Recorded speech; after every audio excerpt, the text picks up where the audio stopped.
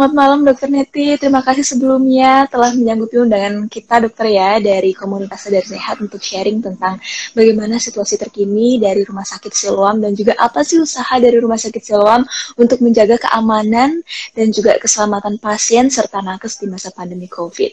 Nah Sobat Sehat, saya perkenalkan dulu, Dokter Neti ini adalah Head Marketing ya dokter ya dari Rumah Sakit Siloam Hospital Bali. Jadi teman-teman saya kebetulan juga banyak yang bertugas di Rumah Sakit Siloam dokter. Oh my God. Okay. Iya dokter. Dan untuk kali ini mungkin sebelum kita mulai, saya ada pertanyaan singkat, dokter mungkin bisa dijawab singkat dokter ya, dan nanti kita akan elaborasi tentang bagaimana itu. Yang pertama, apakah pasien aman untuk berkunjung berobat ke rumah sakit dokter? Oke, ya. Dokter Fani, untuk di Siloam Hospital Bali, khususnya memang Siloam Hospital Group pada umumnya, di era pandemi ini memang kita mempersiapkan diri untuk bagaimana sih menyikapi dari kondisi pandemi COVID saat ini, jadi dimulai Maret.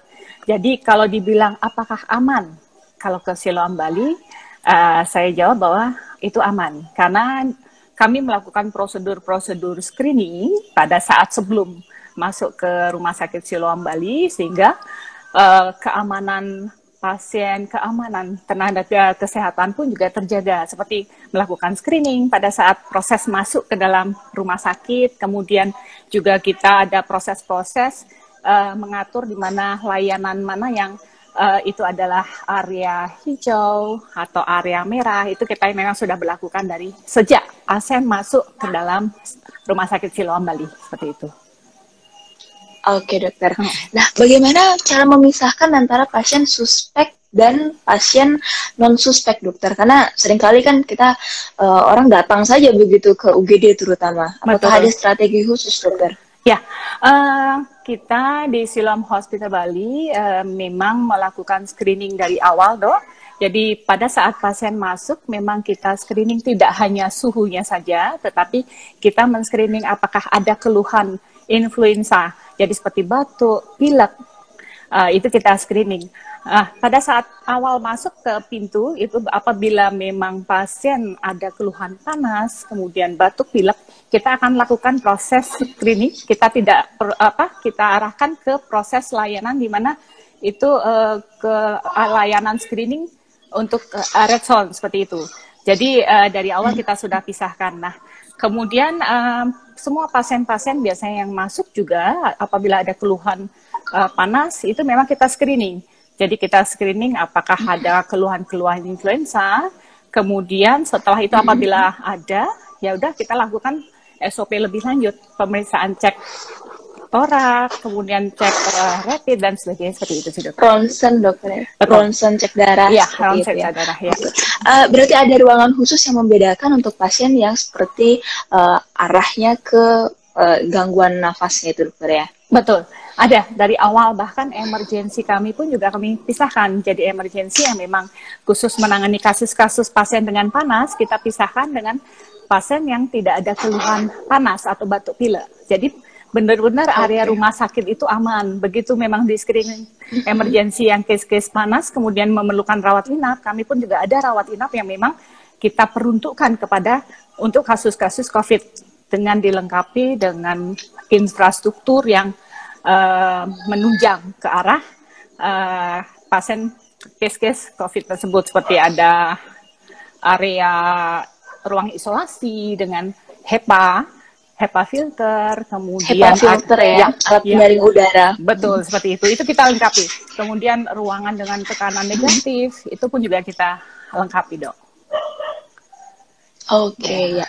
Kalau untuk misalnya pada saat pasien datang dengan sesak nafas, dokter, dan dia kan kadang merasa, aduh saya enggak, mungkin seperti itu ya dokter ya, karena juga ada takut, stigma segala macam. Apakah pada saat dia datang ke UGD di dalam ruang tersebut memang khusus untuk dirinya sendiri dokter, atau karena ada komorbid asma misalnya, dia akan bercampur dengan pasien lain di ruang isolasi atau di ruang khusus UGD dokter? Nah, biasanya memang screeningnya adalah di pintu depan ya. Pada dalam hal ini ya ruangan OGD kita maksud ya. Di situ memang kita khusus kita tempatkan pemilihan pasien, case-case pasiennya pun juga kita sudah screening dari awal. Jadi kalau sudah pasien dengan kasus-kasus ke arah paru itu sudah kita pisahkan case tersebut sehingga memang benar-benar aman. Nah, kalau kan untuk pasien-pasien yang satu mungkin yang tidak ada keluhan paru, kita akan lakukan screening, kemudian kita akan pindahkan ke emergensi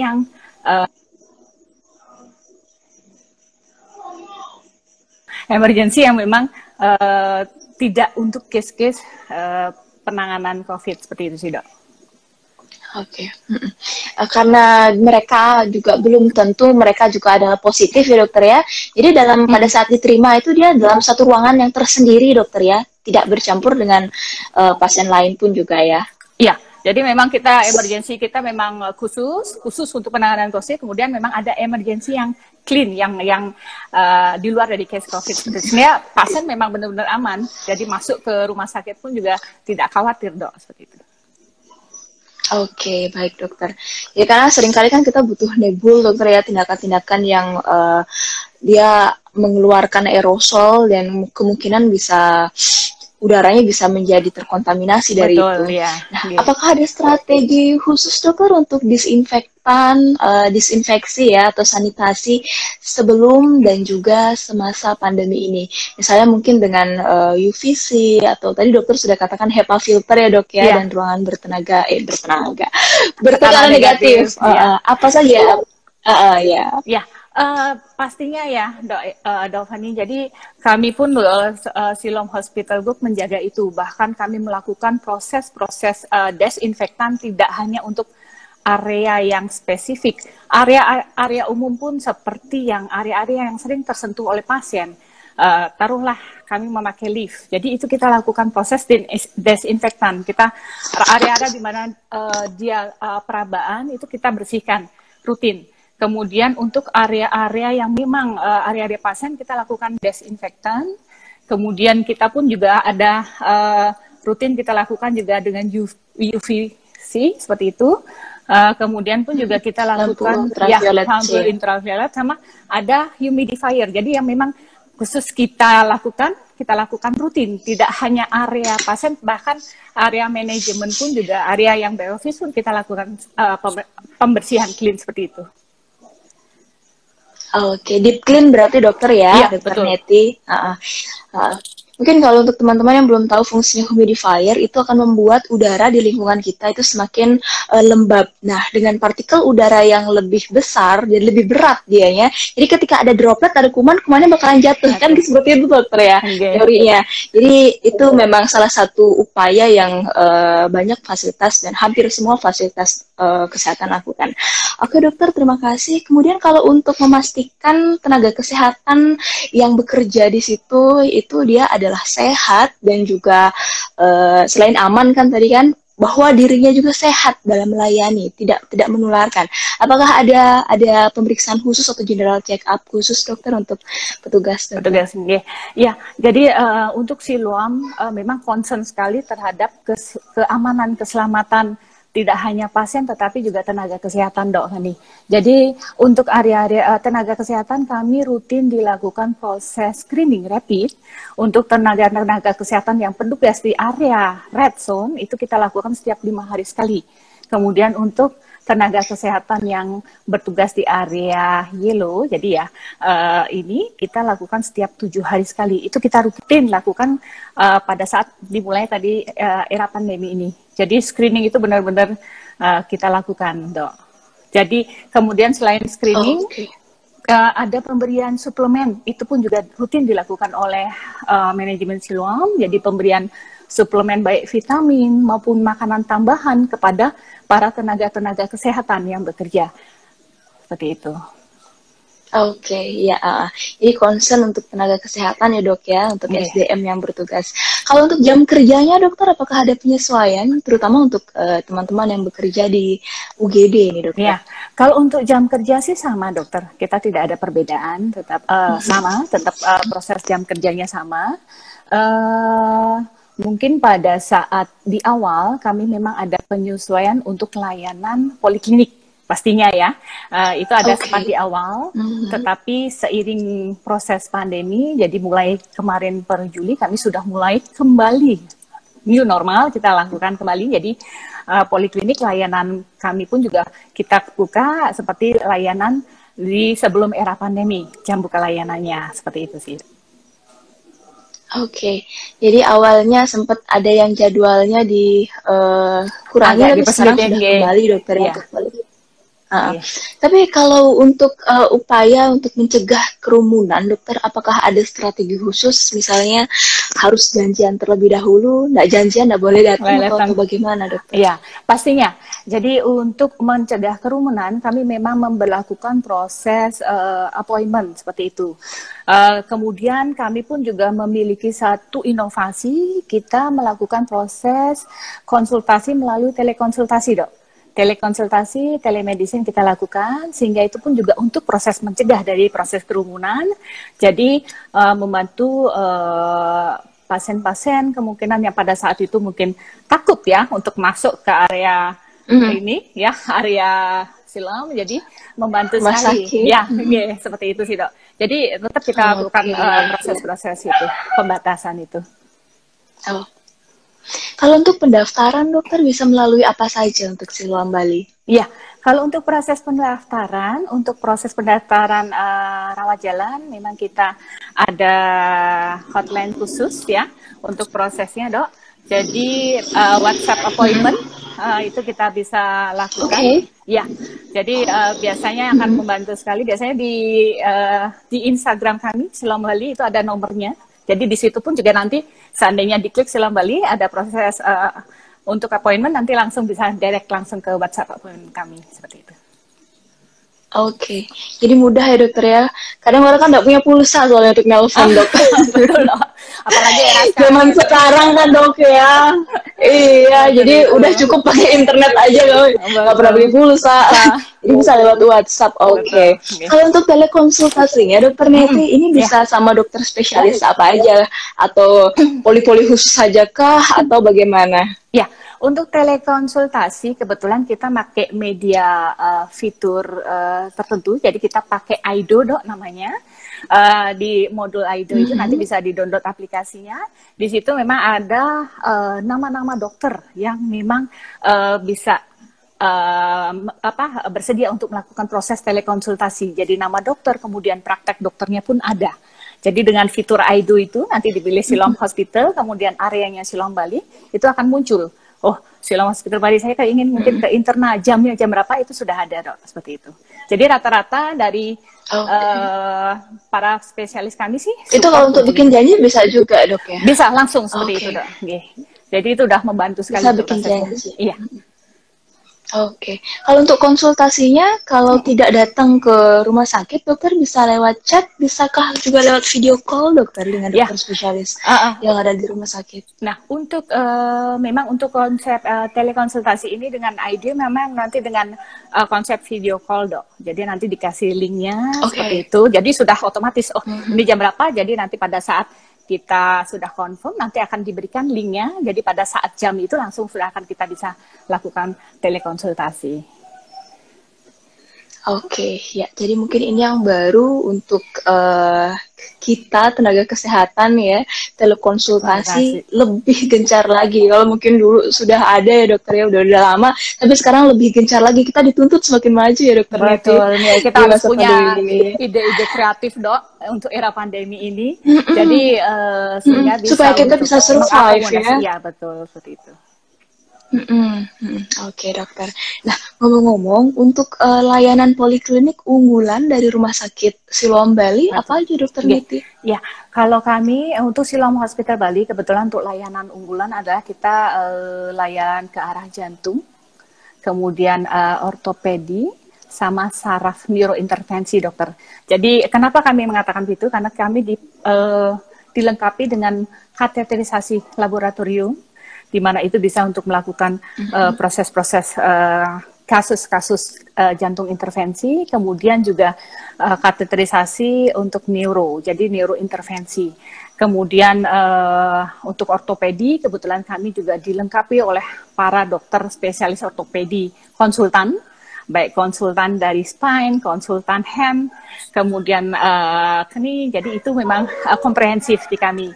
Karena kami pun juga punya medical rehabilitasi yang menunjang itu.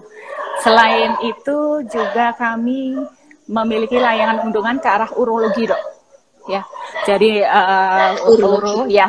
uronefro karena kami punya hemodialisis, kemudian kita ada ESWL, jadi komprehensif sekali untuk cuci darah dan tembak ya, dok ya. Seperti itu. Batu ginjal. Oke. Ya.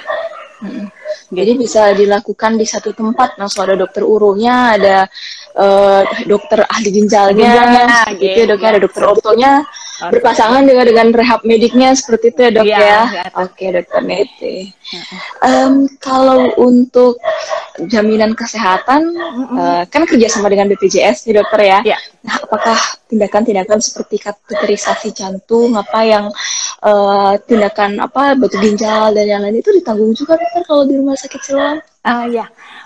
Kita Rumah Sakit Siloam Bali kebetulan rumah sakit tipe B, dok. Jadi di mana kami pun juga melengkapi diri juga layanan dengan BPJS sesuai dengan visi misi dari Siloam Hospital, meraih jangkauan masyarakat yang luas dengan skala yang dari bawah hingga atas. Nah, untuk BPJS ini pun seperti kasus-kasus jantung intervensi itu kami layani.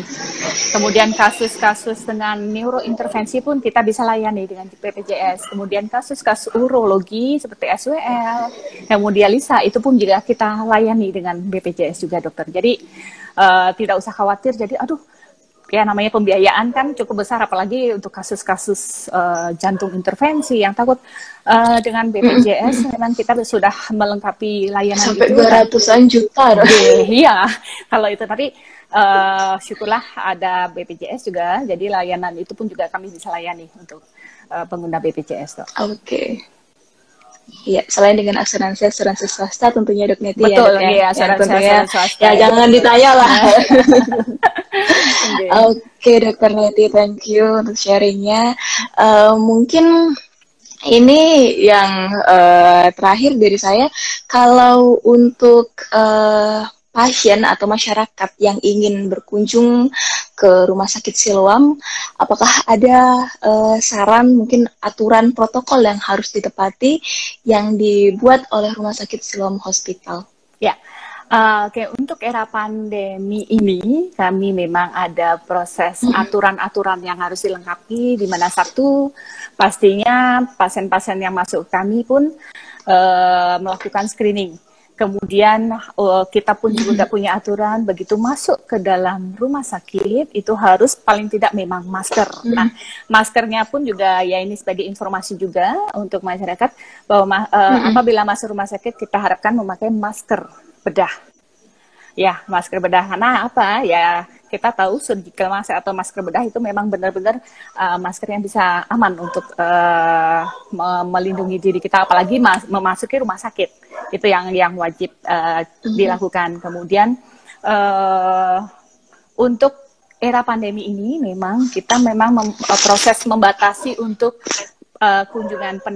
kunjungan pasien dalam artian biasanya kalau dia ke rumah sakit berobat pastinya diantar banyak orang ya.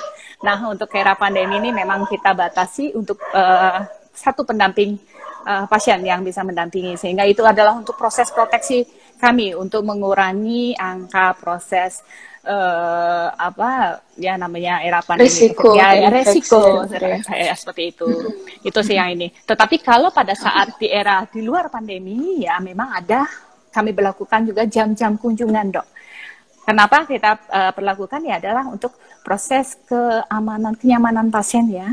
Jadi kita berlakukan jam kunjungan tertentu, di pagi ada jam kunjungan tertentu, kemudian sore pun ada jam kunjungan tertentu, sehingga di luar dari itu pasien bisa beristirahat dengan nyaman, kemudian dokter-dokter pun bisa melakukan proses-proses kegiatan dengan aman juga, seperti itu sih, Dok.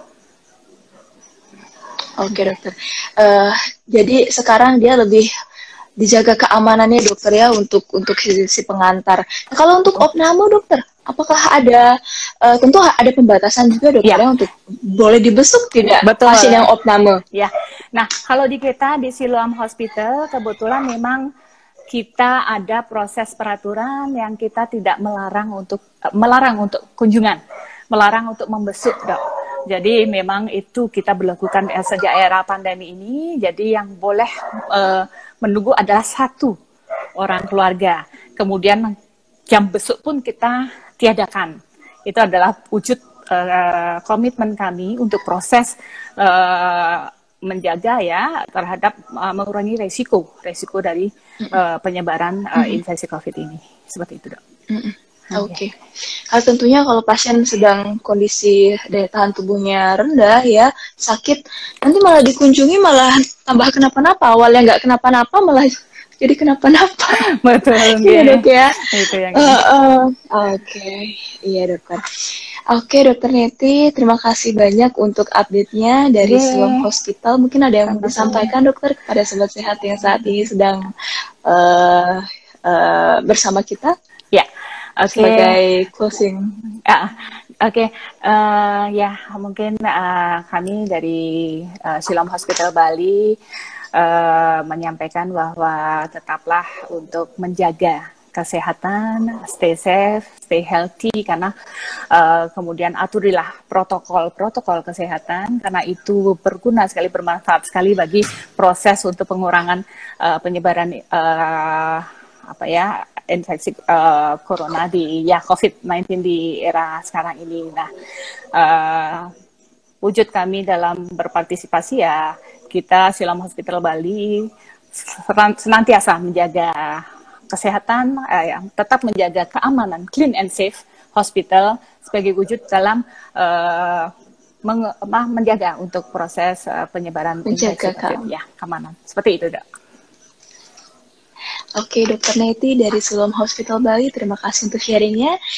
Sama-sama, semoga bermanfaat dan juga menjadi inspirasi untuk teman-teman di rumah sakit lain bagaimana menjaga keamanan tenaga kesehatan dan juga pasien. Jadi kita saling berbagi, dokter, dari rumah sakit yang lain dengan rumah sakit yang lain, juga supaya kita saling mengisi jika ada kekurangan masing-masing, supaya kita sama-sama bisa gotong royong supaya pandemi di Indonesia cepat berakhir ya, dokter ya. Terima kasih sekali lagi untuk Dokter Neti. Salam untuk keluarga besar Siloam Hospital. Semoga sehat dan aman semua ya, dokter ya. Selamat malam.